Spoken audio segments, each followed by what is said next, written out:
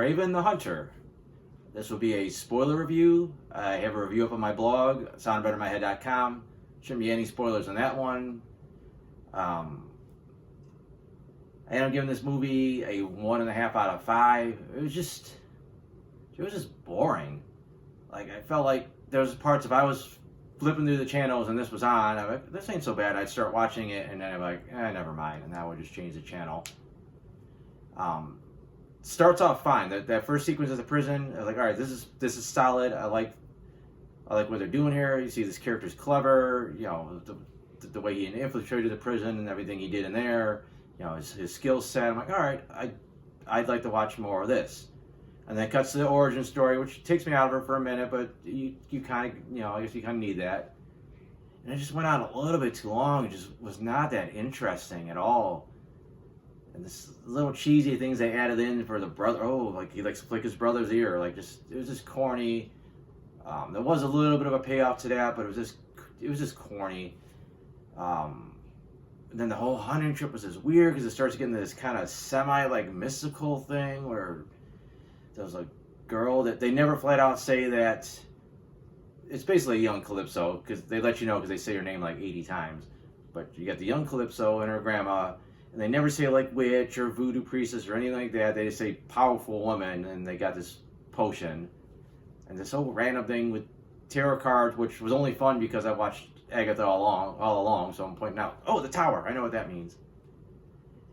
But that just seems kind of weird, semi-predicting the future, and she just kind of ended up there right when the young Kraven got attacked by the lion, and then it just...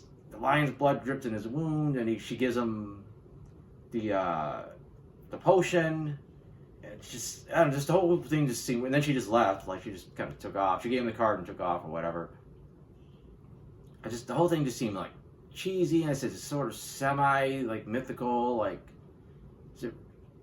Kraven's not big enough of a character to say that fate, you know, wanted him to exist in the way that he does. It just seemed corny, and it was to the point where like I was ready to tune out on this origin story, and then finally we get back to the modern day. It's strange. Then they make Calypso a lawyer instead of a voodoo priestess. Like, so that was just kind of an odd choice. It was odd that basically the setup looked like the setup of the movie was that Kraven was going to use Calypso and her connections to get to these guys that he wants to kill. Like, he's killing the bad guys, which is fine. It reminded me a little bit of an old Arrow from CW, where he had this list of like bad, corrupt businessmen and whatever, and he'd go after them and cross the names off the list. That looks like what Kraven was going to do, and he was going to use their help. Wasn't really into that plot, but we could see more like we saw in the beginning of how he like infiltrates these, you know, bad guys and takes them out. That would have been all right. Although it's like I said, he met this girl half dead when he was a kid, and he was able to track her down like decades later, but he still needs help to track these like criminals down, even though he found this guy in fucking middle of nowhere Russia and was able to get into his cell and kill him, but somehow he needs this chick's help, which is whatever. And then it takes this weird detour because he's got this family drama, which is never really that interesting, and just these are all good actors, but nothing in the acting really sells any of the emotional turmoil that this family's going through. So it's just you just don't care, and then it eventually becomes this thing where he's got to save his brother, which is okay, but then the villains are so corny and weird. Like the Rhino, like I don't know, before he was the Rhino, he's just kind of randomly in this hunt for some reason. He's trying to set some kind of deal up with Kraven's dad. Like I don't even know what kind of deal it was supposed to be. What was he working? Is he trying to get into crime too? Was it? I was assuming it was maybe like a some kind of experiment he wanted money for. Like he never says. He just, I got a condition. It's one of those generic magical movie conditions that they don't tell you what it is. Just, I guess he gets tired sometimes. I don't know. They never explain it. It's never anything pressing. Now he shows up later on. He's got this goofy backpack he has to wear that, as long as he's plugged into this tube, he's normal. But if he unplugs it, he starts to turn into like the Rhino, which I guess, I don't know. This is weird. It's just there. Barely makes sense. He's like, oh, but my skin's indestructible like a Rhino. Rhinos aren't indestructible. I mean, they got tough skin, but whatever. And he's just kind of over the top. But then all of a sudden you got this other villain, the Stranger, or the Foreigner, who I didn't know until after the fact, it was an actual character in Marvel. But they don't. He's just one note. He has this goofy thing where he takes his glasses off and he starts counting to 3, and they never really explained how he does it or what he's doing. What I figured, and I guess this is what it is, he hypnotizes you by looking at your eyes, and then he's got 3 seconds to go do whatever he needs to while you're like incapacitated. So he usually just comes behind you and kills you and said, "I'll see you later." It was just corny. Like, he didn't need to be in the movie at all.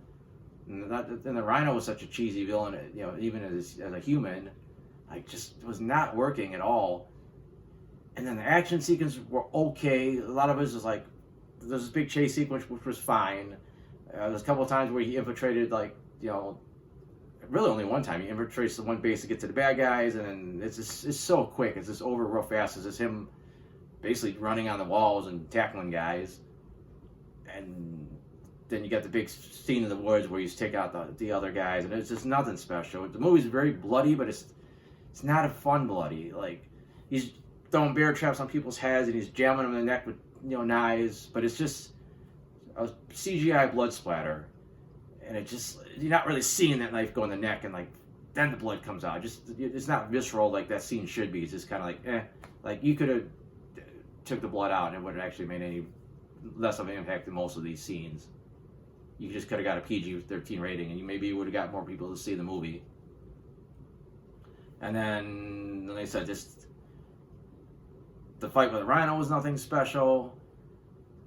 It's just like whatever. The CG was mostly crappy during the movie. Like, some of the animal stuff didn't look that great. Some of the Rhino stuff didn't look that great. There were parts where it looked good, but overall, it just took me out of it, because it's just like, all right, that looks so fake.